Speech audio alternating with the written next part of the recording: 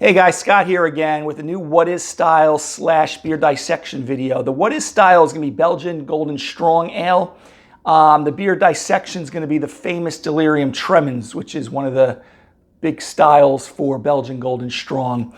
You may have heard me say Belgian Dark Strong before, so this is kind of the lighter version of that style. Now, where the roots of this came from was around World War I, the Moortgaard Brewery in Belgium, they were trying to compete with the Pilsner style beers or the Czech Premium Pale Lager style beers or Pilsner Urquell beers of the time, because again, glassware was really popular now and they really wanted to see everything sparkling. So they came out with a beer called Victory Ale after World War I. I don't know if it was I don't recall if it was a politician or maybe someone with the brewery, and they tasted this beer and they go, man, this is a devil of a beer.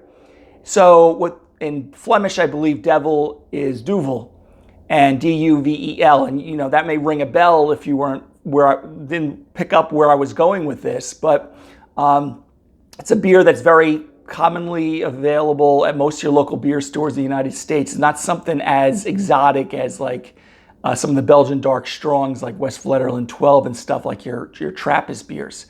So they developed this beer, and of course, it means devil, and it isn't Duvel, it is Duvel. That's how you actually pronounce it. And Moortgaard Brewery, I think, bought out some breweries here in the United States at that time. Now, what's the style like? It's going to be first of all, pale, the kind of straw color, highly effervescent, highly carbonated, therefore, very highly attenuated, meaning that it's going to be kind of dry, not dry as much as dry as champagne, but because they use a candy sugar in there, and if you've watched any of my other videos, the yeast really ferment all that sugar out and it produces a very dry, easy drinking beer. Because this beer, you know, the style is somewhere between 7.5% and 10% alcohol, or 10.5% alcohol, which would usually be pretty heavy. Because they use that Belgian candy sugar and it ferments it out, it kind of gives it the impression of a very dry style of beer, almost like you were drinking a champagne type of level. So again, it's going to be kind of pale colored. It's going to have some peppery phenols to it, like a lot of Belgian yeast beers will do that. It's going to have some esters like pear, apple, on the aroma as well as the flavor, at least classic to style. It's going to have a moderate bitterness. It's roughly, I believe, 22-35 IBUs. So there's going to be enough bitterness there. But again, highly effervescent, pale straw color. And when you see the color, you can see why they were picking this as I don't want to say a replacement for Pilsner beer, but kind of a competitor to Pilsner beer. So that's where we go with that. So you're going to have beers that are called like Lucifer or Damnation. They have that theme of being like the devil, but you know, those beers obviously will be very along the lines of the Duvel. So that's where Duvel came from, the Moortgaard Brewery, which is still currently operating. They produce a lot of beer, and you'll see it usually in a white label. And they actually have, I'm going to be pouring in one of my oversized snifter tulip glasses that you've seen me use before, but they actually have a specific glass that's stemmed a little bit more like this glass, and they pour it into. And a lot of Belgian beers, whether they're Trappist or not Trappist or Abbeys, a lot of them have a specific glass, and they try to get the perfect pour is the beer going right across the word Duvel. So if you have a glass like that, or you do go to Belgium, or you see it in your local store, that's what you're trying to do. Now, some other styles, La Chouffe, it looks like there's like an elf on the front cover, or like the what was those cartoons, the Smurfs, like on the cover of it. And I think Moortgaard owns them now.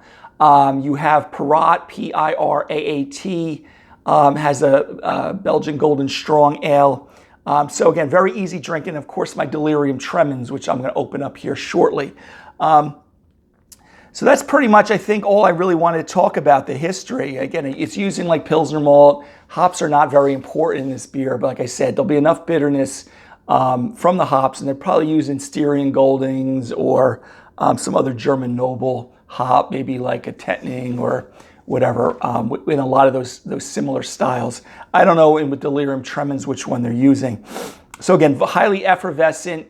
I find it a good intro beer to, if you want to try something like from the Belgian style, or you're someone who's drinking Budweiser, Coors, and you want to think outside the box and try something different.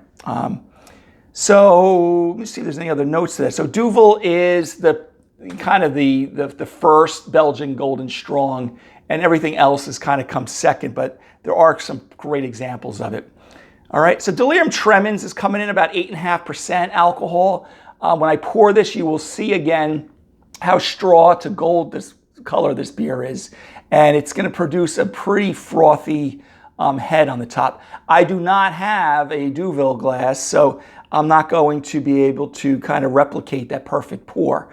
But that's pretty much it. So let's pour this bad boy here a little bit. I may actually pour it into my stem glass. I think it may be a little more appropriate for this style. So again, I just want to see, do I have any other notes I want to bring up here? No, that was pretty much it. So again, the big thing, like most Belgian beers, they use that candy sugar again. If they didn't use candy sugar and they just try to replicate a very strong beer with malt, it'd probably be a little more cloyingly sweet, very heavy with that. I should also mention why, if you've watched some of my Belgian videos with beers, a lot of them you notice are like 8, 9, 10, 11, 12% alcohol. Can't remember off the top of my head. I'll probably punch myself afterwards, but I think it was the Volstead Acts, that's it. They were banning Genevier in Belgium, which was a spirit which was very strong. So in kind of a revolt, the breweries kind of started brewing very strong beers to kind of replicate, the strong spirits at the time. And if it's not the Volstead Acts, I could be mistaken. That could be the American acts before Prohibition, but needless to say, it was because they were banning Genevier, if I'm a little rusty on that particular part of the history. I try to give you a little balance of the history and where these beers come from for those of you who are interested. Some I know don't really care. All right, so Delirium Tremens, great style, readily available, usually sold in 4-packs in your store. A lot of times in cans, sometimes it's in like a white bottle, and usually next to the Noctorum, which is the darker style. So let me pour this out. Okay. So yeah, this is like bursting with effervescing carbonation. So you can kind of see that, we've got this pale, it's a little more gold on camera from my perspective here, but it's kind of like a straw, dark straw. It's a pale gold color, nice pronounced frothy head, which will probably persist for quite a while. Let me take a sniff of the aroma. Oh yeah, you get kind of that apple, ripe apple, get, the peppery phenols, like I said, you get them there. That's coming from the yeast. I can see why they, feel there's some pear. So it's definitely esters, fruity. If you ever have this, Tremens or even the Duvel, you can judge for yourself, but they're very similar beers. I've had both, side by side at times, and they're pretty close to each other. But definitely fruity esters from the yeast.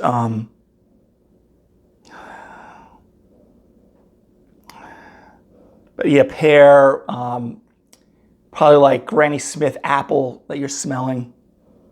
And a very subtle pepper. It's not like blasting, like you're sticking your nose in a pepper shaker, but very, very pleasant. So, cheers, guys. Whoa. Wow. Very good. You immediately get hit with the high carbonation. I've used this in my Christmas video as kind of a replacement for champagne and Asti and things like that. And Delirium makes a Delirium Red. I've done a video on that if you want to take a look at it. And they've put it on, not cranberries, cherries. And it has a red tinge to it. But, I don't usually add fruit to my beer, but if you were going to do it, this is a nice canvas for that. But very highly carbonated.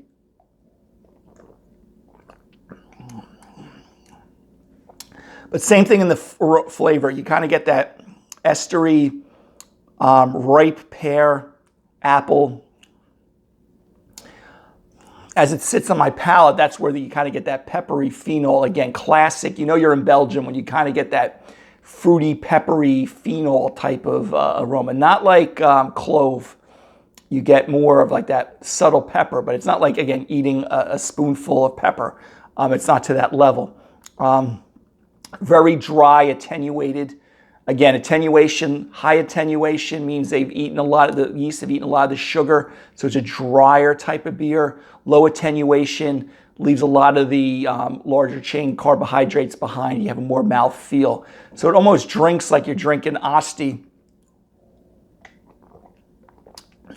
No subtle residual sweetness, but I would definitely say this is more dry than most beers that you have, but very nice. I mean, a lot of carbonation, kind of, that moderate bitterness that you have there.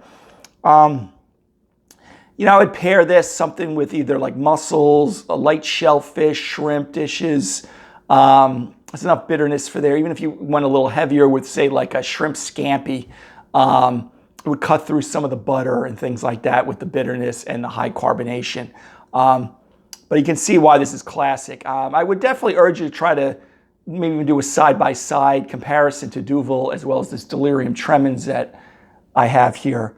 But again, you'll know what I mean if you've never had this and you are a Pilsner, Bud Light, Coors Light type of American lager beer drinker, or even German varieties, that this is a nice intro. We get some nice lacing here too.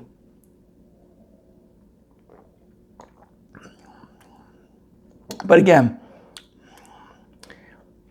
bitterness kind of fades out. The aftertaste, there's a slight alcoholic warmth. Now, 8.5%, I would usually get that with most beers. Like my double IPAs, I would get a little more warmth. There's a very subtle warmth. It's actually very easy drinking. Like I said, these beers are dangerous because they are, sometimes 8 to 10% alcohol, or to style, I think it's, 7.5 to 10.5%. But they drink like they're, a Bud Light, like 3%, 4% alcohol. But Delirium Tremens is really, really enjoyable.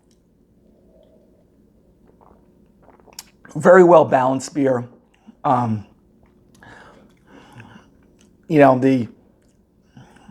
esters kind of linger on my taste buds when I'm getting the aftertaste. Like I said, no astringency at all, but very pleasant. All right, guys, so a little history on the What Is style was Belgian Golden Strong, which I definitely try out. Duvel, Delirium Tremens here, Perrot, Le Chouffe, that's Chouffe, I believe.